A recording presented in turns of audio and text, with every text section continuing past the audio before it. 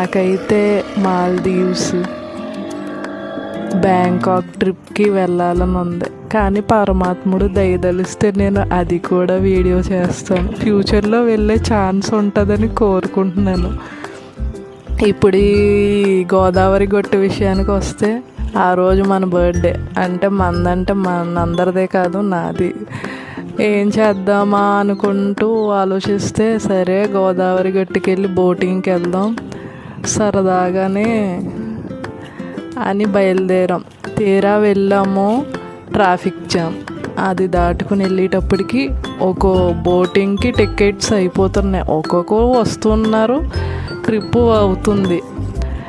ఒక పక్కన tension, sunset అయిపోతుందేమోనని.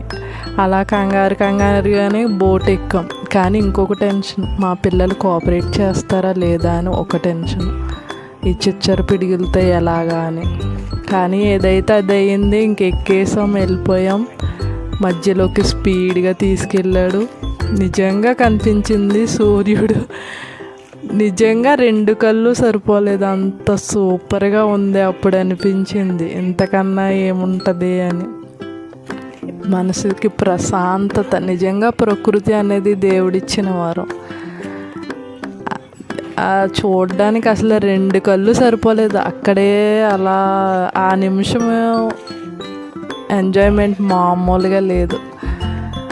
వెళ్ళాము, హ్యాపీ ఎంజాయ్ చేసాం. నిజంగా ప్రతి ఒక్కరూ ఈ మూమెంట్ ఎంజాయ్ చేయొచ్చు. చెప్పాలంటే పైన సూర్యుడు, కింద కనుచూపు మేరలో మొత్తం నీరే. అసలు ఆ మూమెంట్ చెప్పడం కానీ, అది ఫీల్ అయితేనే తెలుస్తుంది. Super feeling. మనం శరీరానికి అన్నం ఎలా తింటున్నామో అదే రకంగా